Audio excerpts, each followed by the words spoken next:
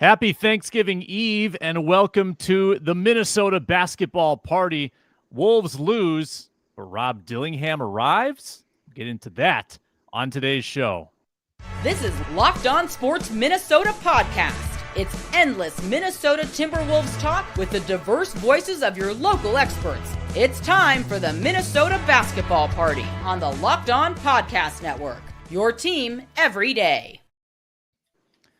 Wolves talk every Wednesday here at Locked On Sports Minnesota, part of the Locked On Podcast Network, your team every day. Welcome to the Minnesota basketball party. Again, I'm Sam Ekstrom. We'll meet our crew here in just a second. The Timberwolves have lost 3 in a row again.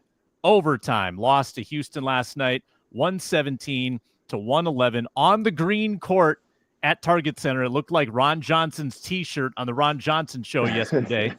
We'll rate the court on today's show, but also we will try to find a silver lining in Rob Dillingham because he lit up that Target Center crowd and they took him out and the offense went to sleep. He was the catalyst in an almost thrilling comeback victory. Alas, the NBA Cup dream is dead for the Timberwolves. Today's show is brought to you by Robinhood Gold. Robinhood Gold provides the privileges of a high net worth for any net worth. These generous benefits are now available for only $5 a month. The new gold standard is here with Robinhood Gold. Sign up at robinhood.com/gold. All right.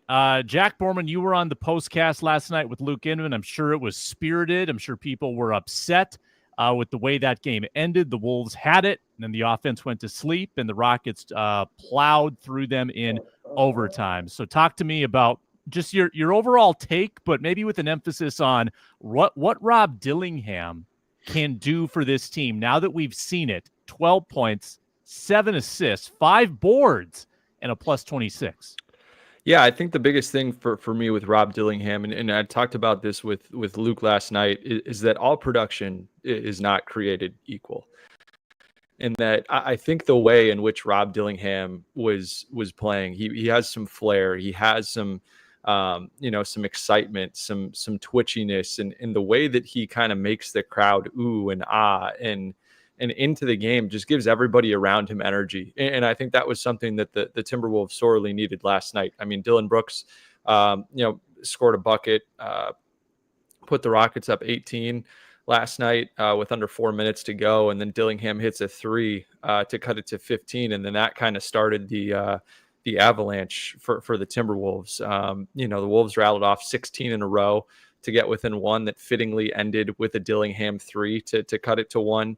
And just the way that I think everything started and ended with him was really telling. And that this offense, like, this is no disrespect to Nickeil Alexander-Walker or Dante DiVincenzo, but neither of them are point guards. And I think we saw last night that Rob Dillingham is more than capable of being a primary playmaker and a guy that's able to get past the first line of the defense and either look to create his own shot in a little mid-range with the floater or kick the ball out and create open shots for his teammates or swing opportunities that just kind of infuse some more energy into the offense. And I think, and more rhythm into the offense too. I think it should come as no surprise last night that, not only did Dillingham play really well off the bench, but Naz Reid had 19 and 7 off the bench. And Nickeil Alexander-Walker had 13 points on 6 of 7 shooting. And I think a lot of that has to do with playing alongside Rob Dillingham and being in more of a rhythm because you're playing alongside a more pure point guard or a guy that's got, I guess, more primary playmaking chops. And so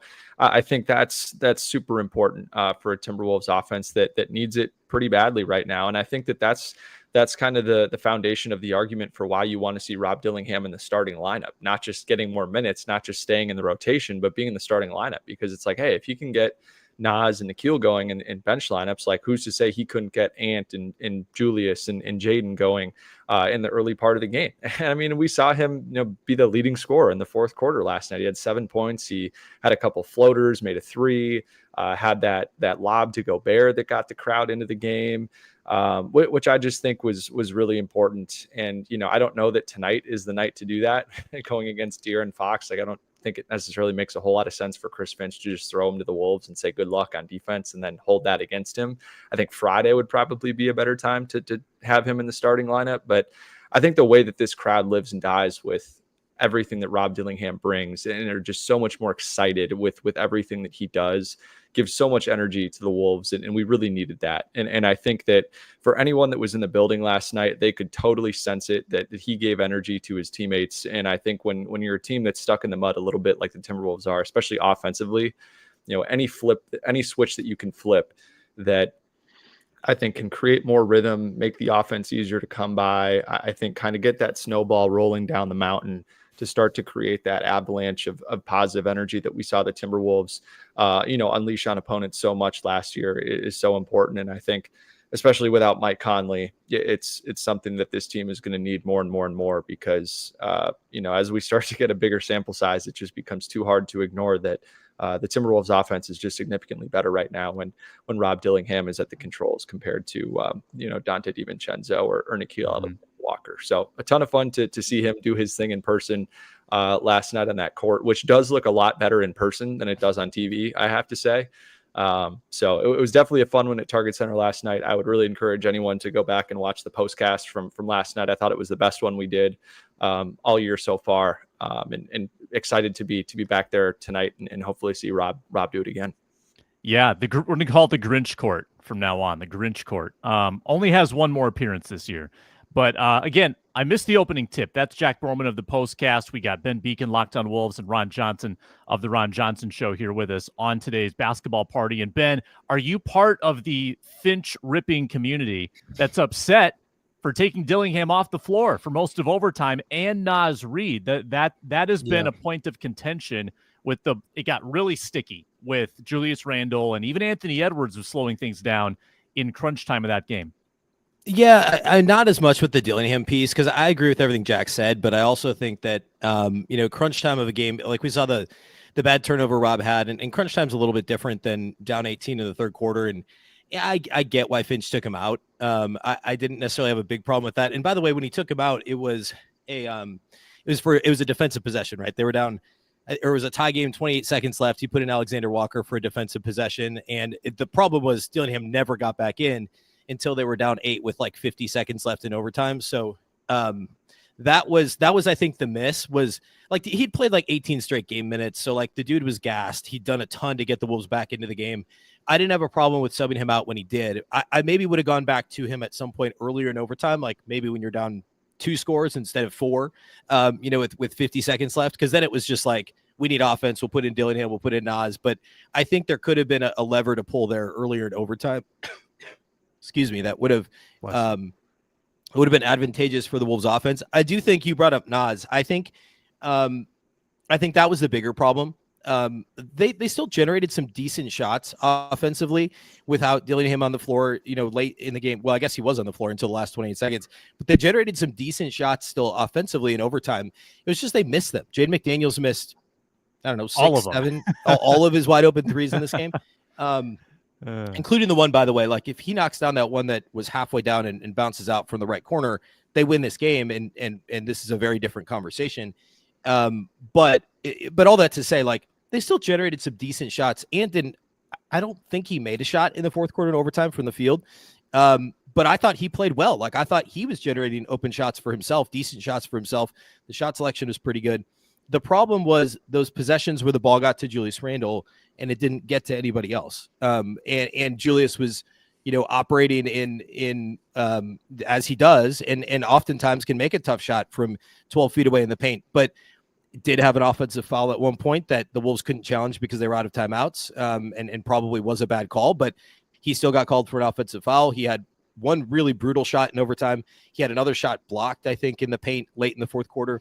It just kind of became put your head down and go for Julius Randle. And that isn't usually a great thing late in the game, especially when you've got guys like Anthony Edwards, who I know he was struggling with the shot, but you'd still rather have Anthony Edwards operating in those situations. Whereas if Naz is on the floor, you're opening up those catch and shoot opportunities for Naz. Houston started putting 2 on the ball in the second half, and it was super effective. And Ant was a little bit thrown off by it. But in some of those situations, if there's 2 on the ball and Ant can swing the ball and Naz is on the floor, Naz got back on track in this game. He was 3 of 7 from 3. You'd much rather have Naz Reid spotting up than Julius Randle. And then the second piece of that is the decisiveness. I talked about that on today's Lockdown Wolves. Nas is generally pretty decisive, and he's got such a quick release on his three. Julius Randle takes a while to decide what he's going to do. Even if he's going to shoot a three, it's usually not a smooth catch and shoot. It's a jab step. Okay, now I'll shoot a three, or I'll pump fake and I'll spin into a tough 12-footer. When the game slows down and things get congested, that doesn't always work out super well. And we saw him turn the ball over a couple times. We saw the offensive foul. We saw the block shot. And I'm not like pinning this loss on Julius Randle. I just think in this game against this opponent with a swarming defense like Houston, it would have made more sense to have Naz Reid because he got back on track. If he was still like completely not confident in his shot, playing like he did against, say, Boston, maybe it's a different story. But in this particular game, this was an instance where Chris Finch should have pushed that button and said, look, I got to go back to Naz, and maybe in overtime go back to Dillingham at some point once it was clear that the offense was struggling. But in terms of when he initially subbed out Dillingham, initially subbed out Naz, I didn't have a problem with it. It's just, just riding with the starters, with Alexander Walker in place of DiVincenzo, I think was maybe a little bit of a miss as things started to devolve a bit late in the game. Yeah, I mean, Ron, like I don't envy Chris Finch because he's in a tough spot as a coach, right? Like he's got his starters. He wants to respect them. He's got these two newcomers from New York. He's trying to build their confidence and get them involved. But he's also got this lethargic team, and he's got these intriguing pieces off the bench like Rob Dillingham. And it's kind of like he doesn't really have a compass right now as a coach. He doesn't know who to be loyal to. And he's just now starting to shake things up, to mix up the pot, get some guys in different rotations. Mike Conley's injury has contributed to this. Now they're allowed to put someone else in the starting lineup, and they're discovering that the introduction of Rob Dillingham introduces a little swag, as Rudy Gobert said. So what do you make of sort of this new rotation the Wolves are starting to unveil and Rob Dillingham's place in all of it? Yeah, so you got to put it on the coaching a little bit. When they go up 28-27, I think is what it was, you have to look at who's on the floor. And I think when you notice the game, because they started off slow and they finally got a lead, and a coach's willingness to stick with who's on the floor sometimes is tough. But if you go way back to like the Warriors, they didn't care who was on the floor as long as that team was productive. And I think that's why Steve Kerr continues to win games, with rosters sometimes that aren't the best. When you watch Rob Dillingham come onto the floor, he's quicker. He has a little bit more energy. He bounces around. Like he constantly is moving. He is looking for that pass. Like you can tell he's a true point guard, always looking to create. He can find his own shot, but yeah, like the way Amen Thompson came in, and again, the Rockets only got 15 points, so basically 18 points off the bench. 15, he was really the only bench, I guess, explosion they had. And then you look at the Timberwolves having 44 off the bench. You got to then know, like, it's my bench. Like, my bench is going to take me down the stretch, just like Jordan Addison versus Justin Jefferson. At some point, you got to realize I'm going to ride the hot hand. And I think that's where Chris Finch struggles a little bit. But it's 82 games, and that's why I don't understand that. Like, who cares if this is the one game your bench plays more than your starters? You have 82. Go ahead and stick with what you feel like is going. But again, it's the cup. People can say whatever they want to say about it. Maybe we can come back and say, okay, he learned from this and he's going to change it up. But in the next 5 games, I'll say, because Mike Conley probably is out for at least, 3 more probably. If he can't stick with the guys on the floor that are hot, then it comes down to maybe saying what you're saying, like, is he too loyal to some guys? I love Julius Randle, but I will say the game slows down a bit when he gets the ball in his hands because he wants to drive and he feels like he could take anybody off the dribble. Whereas Karl-Anthony Towns was looking for the shot. If he didn't have a shot, he was going to kick it out. Even when he did drive, he was either going to score or he's going to run somebody over, but he's going to do it fast. Julius Randle, I know it's not his game, but they got to find a way to keep moving the ball because the Rockets, when you watch the Rockets, it was swing pass, swing pass, swing pass. And I will say, I keep forgetting Dillon Brooks is with the the Rockets. Dillon Brooks does change like the mentality of a team. Like he had the Memphis Grizzlies like thinking they were the toughest team in the neighborhood. And I think that's what he's trying to bring to the Rockets. And you could tell a little bit where they feel like, you know what?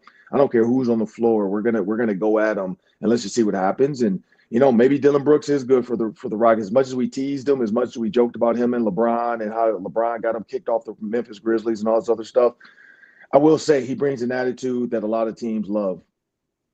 The Rockets are tough on defense. And the reason Anthony Edwards struggled so much down the stretch, they pressured him 40 feet from the basket. They did not give him a moment to breathe.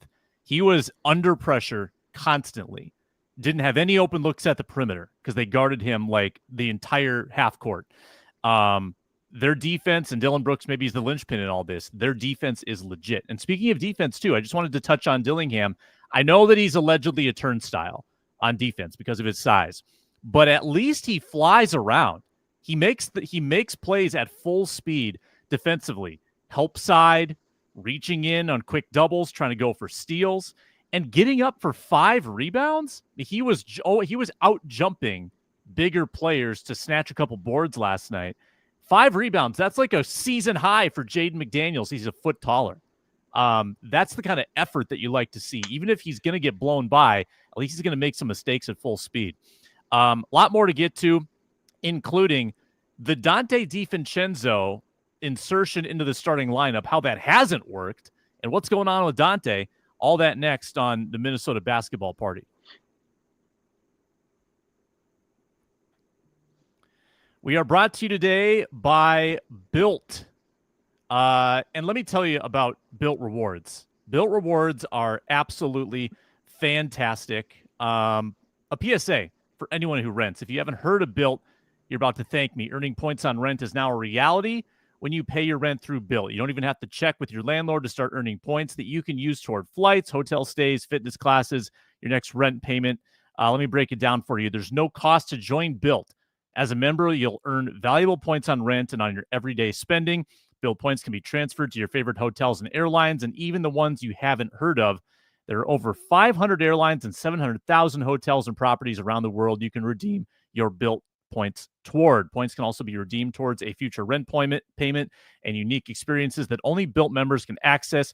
So if you're not earning points on rent, my question is, why not? Start earning points on rent you're already paying by going to joinbuilt.com/LockedOnNBA. That's joinbilt.com/LockedOnNBA. Make sure to use our URL so they know we sent you. Joinbuilt.com/LockedOnNBA to start earning points on your rent payments today. We are also brought to you today by FanDuel Sportsbook. The Wolves did not cover last night, but if you have a hunch on tonight's Wolves game, you can check that out at FanDuel. Get all the lines for all the leagues at FanDuel. And if you're a new customer, right now you can bet 5, get $150 in bonus bets if that $5 bet wins. FanDuel Sportsbook app gives you all the options for NFL, NBA, NHL, college basketball, and college football right now. So many options at FanDuel.com and the very easy FanDuel Sportsbook app. Bet 5, get $150. Never waste a hunch, whether it's before the game or during the game with those live lines. FanDuel.com. Make every moment more with FanDuel, an official sportsbook partner of the NFL. Welcome back, Minnesota Basketball Party. It's Ron Johnson. It's Ben Beacon. It's Jack Borman. It's myself, Sam Ekstrom. On Sunday, with Mike Conley out, Dante DiVincenzo got the start against Boston. Wolves had good effort in that game. Moral victory loss, 107-105. But then last night, Dante basically benched in the latter half of that game. Didn't take care of the ball, 3 turnovers. The shooting continues to be woeful. And you know, for whatever reason, he's down to pre-Knicks volume. With the Knicks, he got a volume that he's just not going to get probably in Minnesota. But the shooting has dried up. And the decision-making has been really poor for Dante. Ben Beacon, give us your Dante take right now. Like, is he becoming a depreciating asset? Like, is he trade bait? What is Dante at this point? Because he's not the impact player that the Wolves thought they were getting. Yeah, I mean, I'm not. I mean, it's obviously worrisome he's playing as poorly as he is, but I don't think I wouldn't call him a depreciating asset. His contract is still crazy, like as in really, really valuable for the Wolves. I know there was that story a few days ago, quote unquote rumor that the Wolves would consider or were shopping him or something, which obviously that's not the case. They're not trading DiVincenzo. I think I agree with them putting him in the starting lineup just to kind of try and get him going. And that was obviously more because Mike Conley was out than anything else. And they tried Nickeil Alexander-Walker. And this is just like, they're currently in the, like, let's try pushing a few different buttons and see what sticks phase. And this was probably also a way to try and get DiVincenzo going, put him on the court with the starters, get him some more open shots, hopefully run some plays for him to get some, open 3-point looks. He had a couple of really nice passes in this game, like in the third quarter. I think it was maybe right before we didn't see him again, where he's still generally speaking, the decision-making is pretty good. I think there's been some ill-advised lobs to Rudy over the course of the last few games. There's been some of that stuff where he's forcing it a little bit, but he still has the right instincts with headbanding the ball, with getting the ball and going in transition. He's still such a threat to shoot the three, and ultimately he's going to get back on track. He's certainly not going to shoot this poorly over the course of the season.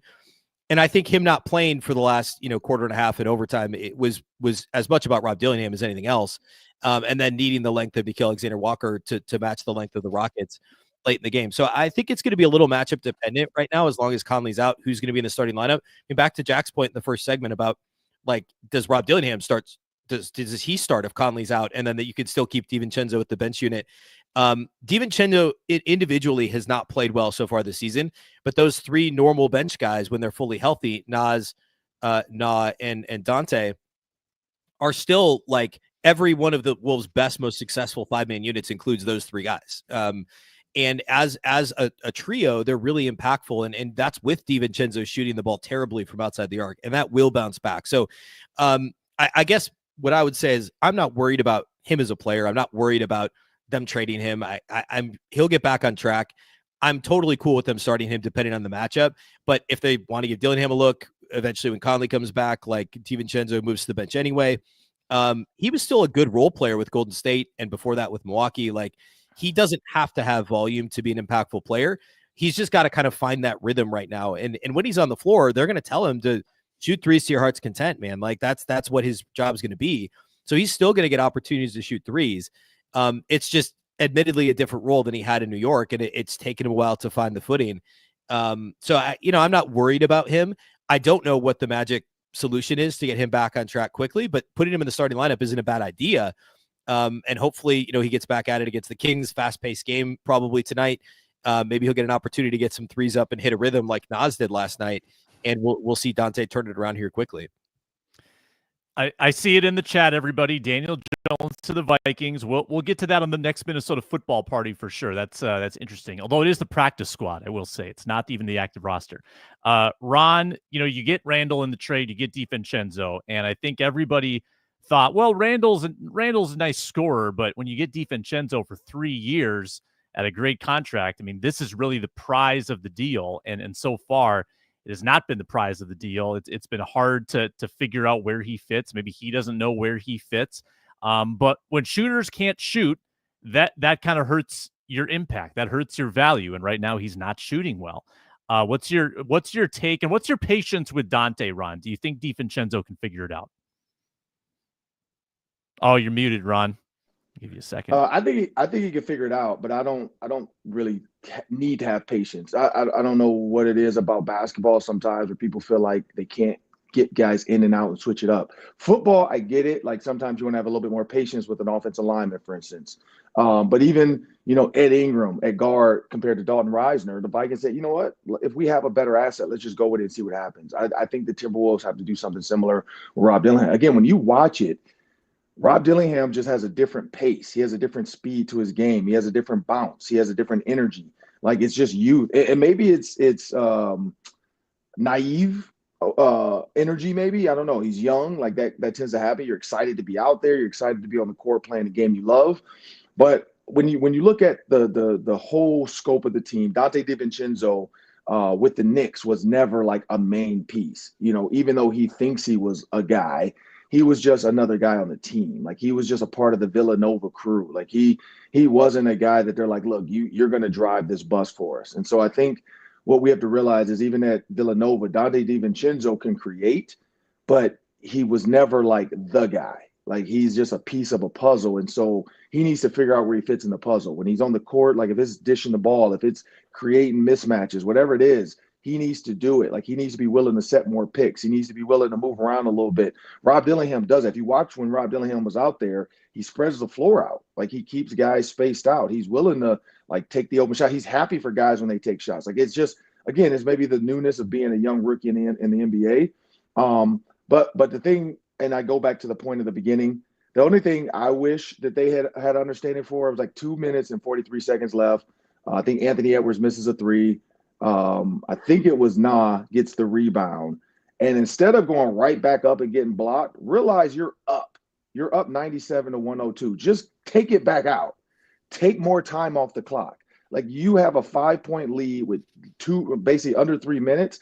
You got to bleed the clock out. Like, you got to go into your 2-minute offense or in the NFL's 4-minute offense, where you slow the game back down. There's no reason to go back up on the biggest guy on the court. And it's about time. Like, even if you make a 2 and they get a 3, you just gave them back 1 point. You need to slow the game down so that you can get reset, get everybody back down the court. And now, again, you got 24 more seconds to bleed off the clock. I just wish the decision-making was a little bit better from some of these guys. But again, when you're coming off the bench, maybe you're just like, it became, I think, being up 5 with 2:43 to go, they just assumed, like, this is our game. We got this. And no, it's never over. And I think that's going to be a moment too. They look back and say, hey, maybe just pull it back out. 2:43. We get the offensive board. Let's pull it back out. Let's reset. Let's get everybody back down the court. And then let's run a set. Let's run something. Let's run it back to Anthony Edwards. Let's maybe get it to Rob Dillingham. Because if they score there, then it's probably like 105 to 97 seems a little bit tougher. And maybe the Rockets start to force it. Yeah, it was so close to being that score too, with that McDaniels 3 that almost went down. Jack, let me frame it to you this way. So you've got Dante on the 3-year deal. Does it feel to you like he is going to be a Timberwolf for those 3 years? They value the contract. They value his contributions. Do you think that they're going to have a lot of patience with that player? Or do you think that if the fit continues to be negative, could he generate interest at the deadline? Would the Wolves be willing to part with him? I would be completely shocked if Dante DiVincenzo is not a Minnesota Timberwolf at the end of that contract. Be completely shocked by it. Okay. I'll just tell you this, like, he's still a perfect fit in what Chris Finch wants to do offensively. It's just that they're asking him right now because of Mike Conley's injury to play a position that he's not well suited for. And like that's just the reality of the situation. I think when he's able to play a more off the ball role, he's been much more impactful this season. And I think what you're going to start to see now is that, when Mike Conley's healthy, he'll probably be the starting point guard. And then Rob Dillingham will be the guy who's handling the primary playmaking responsibilities off the bench, with Nikhil and Dante both out there, flanking him on the wing and insulating him a little bit defensively. And I think that's going to be really important for all three of those guys to slot into roles that they're more comfortable in.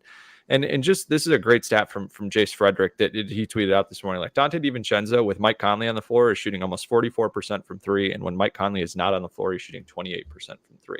And I think there's a lot of value in just like having a floor general point guard that's able to get things organized and put guys in the right spots and get the ball to guys where they're most comfortable with it. And in Dante DiVincenzo, that's on the wing, that's in the corner, that's lifting out of the corner on these, little curl actions where he can get the ball and start going downhill and then either, finish inside, dump it off to Gobert, kick it out to the opposite corner. And we just haven't seen him do that a ton since Mike Conley got hurt. And I think he'll get back to that. Like, I have so much faith that Dante DiVincenzo will continue to be, a really valuable player for the Timberwolves moving forward, providing that he can play, more on the wing than as the primary playmaker. And just like with him in the starting 5 so far this year, like it hasn't been pretty, or him with the starters, it hasn't been pretty. They have a minus 21.2 net rating, and in about 140 possessions, it's offensive rating of 105, which is in the 8th percentile, defensive rating of 126.3, which is in the 2nd percentile. Not great. And with Nikhil Alexander-Walker slotted in there, it's a plus 6.5 net rating in similar volume, 75th percentile there, 111 offensive rating, 29th percentile, and the defense is excellent, 104.5, 94th percentile. So again, like with Dante DiVincenzo, neither side of the ball has been great with the starting 5. I just don't think it's a clean fit there. I think if you're going to have a starter that's in there for Mike Conley, I think if you want more offense, you go to Rob Dillingham. You want more defense, you go to Nikhil Alexander-Walker. And I think tonight you're going to need more defense against De'Aaron Fox, who gave you a 60-piece. last time you played him a couple weeks ago.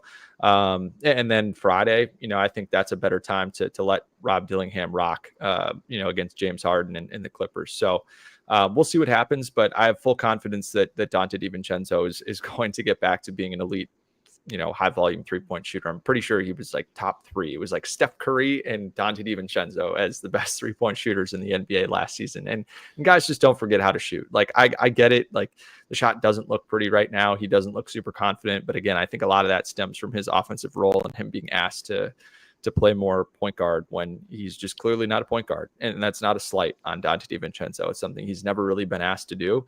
And now he's been asked to try to do it. And I think, the good news is last night feels like a really legitimate turning point for the Wolves, and that them figuring out, Rob Dillingham is really who they need to go to as the backup point guard. And I think that'll help not only Rob, but Nah, and especially Dante.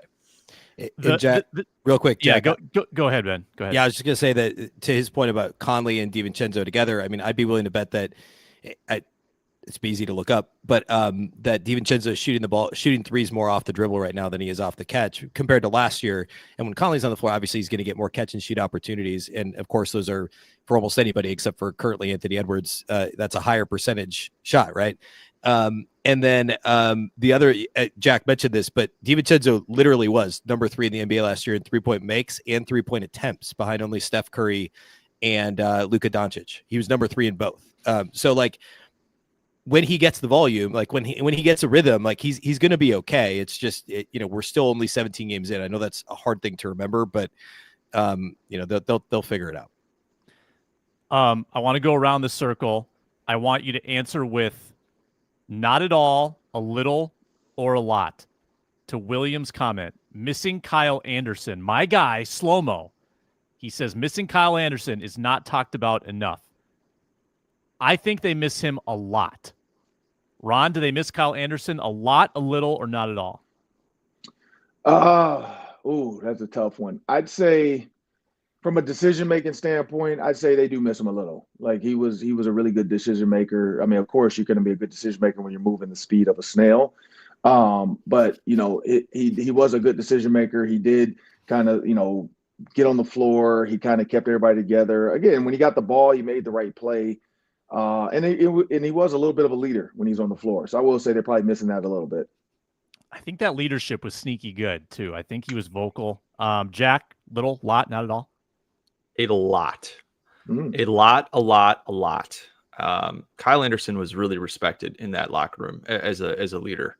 And I think that more than anything is what they miss right now. I just think there's not a whole lot of leadership to go around in that locker room when Mike Conley's not on the floor. And you've seen Kyle Anderson be a guy that really, I think, has rallied the troops and kept guys together when he was in Minnesota. And I think obviously having another guy who's, you can trust to be a point guard when Mike Conley's not on the floor was certainly super valuable. But I also think they really miss his defense, right? When Karl Anthony Towns was off the floor, he was a guy that you could trust to play that 4 spot alongside Rudy Gobert, to rotate behind Gobert, protect the rim a little bit, rebound, do all those things that you need a guy to do. But he was also the primary defender on guys like Zion and Luka, LeBron, players like that the Wolves right now are going to have to ask Julius Randle to play, or maybe Naz Reid to play. And I just think that I took a lot of flack for defending Kyle Anderson last year, pretty much all year. And I love the guy. He's an awesome dude, really fun player. And it's exciting that he's on another fun team in Golden State where he's going to be an important piece for them all season. They're 12-5 with Slow-Mo in the mix this year. I know this was on your mind last week, Ben. You texted me about Slow-Mo. You think they miss him a lot or a little? Yeah, I think the more the year's gone on, I would 100% agree with saying a lot. And it's specific to the defense when Rudy's off the floor. If you look at the Timberwolves, and I haven't pulled this since, I guess it would have been before the Boston game, but I doubt it's changed much. The Timberwolves defense overall with Rudy on the floor is worse than it was last year, but only but it pales in comparison to the non-Rudy minutes defensively. Like, I think the last time I pulled this, they were still like an 84th percentile defense with Rudy off the floor last year. And this year they're like a 7th percentile defense with Rudy off the floor.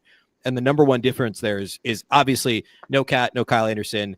You have Julius Randle, you have Dante DiVincenzo. they're not playing Joe Ingles, who I think we thought on some level would be a Kyle Anderson replacement, but obviously was nowhere near his level defensively. So the easy answer is, with no Rudy, Kyle Anderson was, as Jack alluded to, kind of, and Chris Finch always called him a Swiss Army knife. Like, he could guard anybody, but he was kind of the quarterback of that defense. He was, when Rudy was off the floor, he was the guy that guys looked to. And now the no Rudy defense is horrible. And I think missing Kyle Anderson is the biggest reason for that. When we return, we're going to rate the drama factor with the Julius Randle, Rudy Gobert incident in Toronto last Thursday, I think it was, and whether that's a real thing or not. Coming up next on the Minnesota Basketball Party. We're brought to you by Robinhood Gold, and with Robinhood Gold, you don't need a silver spoon to eat up the financial favors of the 1%.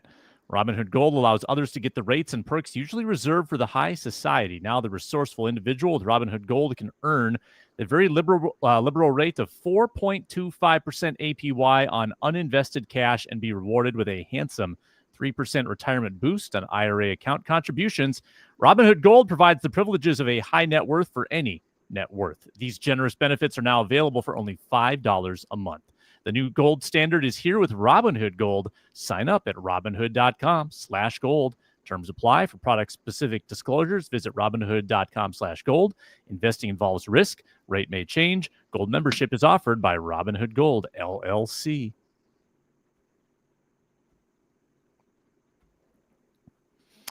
All right. Remember last week when the Wolves were 8-6 and Julius Randle had just hit a buzzer beater and life was good. I don't think anybody predicted an 0-3 week, by the way. I think we were all way off base on that. The Wolves had an 0-3 week, which began with an inexcusable loss against the beaten-up 3-12 Raptors. And that game ended with Julius Randle not post-entering to Rudy Gobert.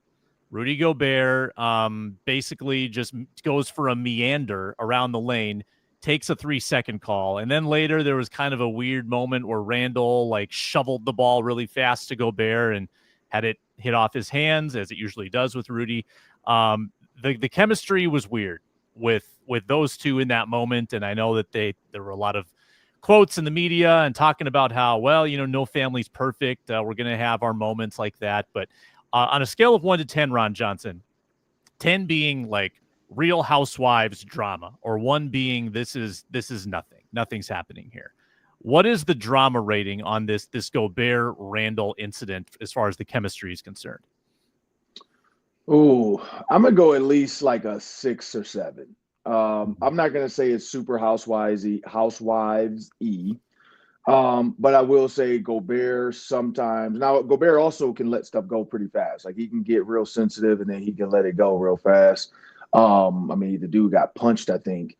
So when you slow-mo.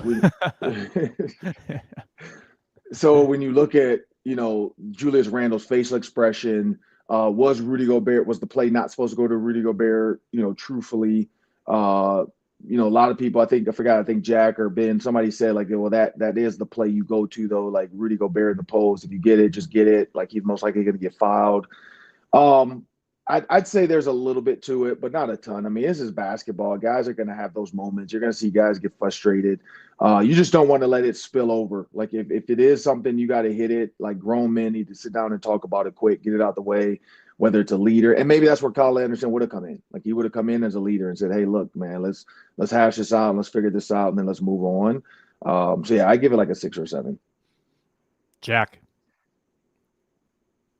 Yeah. I don't know. I think in the moment it probably felt a little more like an 8 or a 9, but looking back at it, I don't know. I don't really fault Julius Randle at all for why he didn't do it. It'd be one thing if he had a point guard on him, but I think because he had Scotty Barnes on him, who's 6'9", a good defender, quick hands, isn't necessarily just going to give up a dunk or a layup or need to just wrap him up and foul him. I'd probably give it a 4. I thought it was pretty funny when Julius Randle on the very last possession of the game just absolutely rifled a pass up the floor at Rudy Gobert on the last possession of the game, yes. And Rudy couldn't catch it. as just kind of like a super, not subtle shot at Gobert. I thought that was a funny troll from him. Probably doesn't endear you super well to your teammate, but I thought it was funny. And then just seeing Finch with his first set of the next game being a Randall duck-in pass to Gobert that just failed horribly. Should have been a turnover and wasn't. I don't know. I really don't have any problem with Julius looking him off. I think like 2 possessions later, Randall had a great play where he set it up, and Sam, you mentioned it just went right through Gobert's hands. And that's just what it was. Like last night too, in the first half, there was a lot of looking for Gobert on the roll, whether it was for alley-oops or dump off passes, and nothing happened. It was a lot of turnovers and misses from Gobert. So I'd probably give it like a 4. I really didn't think it was much of an issue. I don't think it has really been something that's been like bubbling up or there's been like clear and evident tension between those two guys. I think honestly, leading up to that, we had seen a decent amount of Randall finding Gobert. I just thought that Gobert's response to that was completely inexcusable for a guy like Rudy. To purposely pick up a 3-second foul, 3-second call, then go on the other end and hip check a guy while they're in the bonus, give up 2 points, and then just have it snowball from there. I thought was really tough. So not a whole lot of drama, just more frustrating as a fan that like 2 guys want to, fight like that and lose a game because of it. Yeah. Petty. And the worst part of this is losing to the Raptors. You can't lose to the Raptors. And you can't get out efforted by the Raptors the way they did. The Raptors just had so much effort and like a willingness to share the ball, to go after, loose balls, and the Wolves didn't have any of that. Ben, what was your drama ranking? Yeah, well, to what you just said, Jack, I mean, Sam, that's what the Wolves keep running into is, and I talked about this on today's Lockdown Wolves, is like out the gate, teams are playing really hard because they're like, hey, we want to beat this team that went to the conference finals, and the Wolves are rolling the ball out like, we went to the conference finals last year. We'll get back there again. And if it's just a matter of whether or not we get to the finals and win it or not, that's kind of how the Wolves are opening some of these games. And that's how they closed that Raptors game, frankly.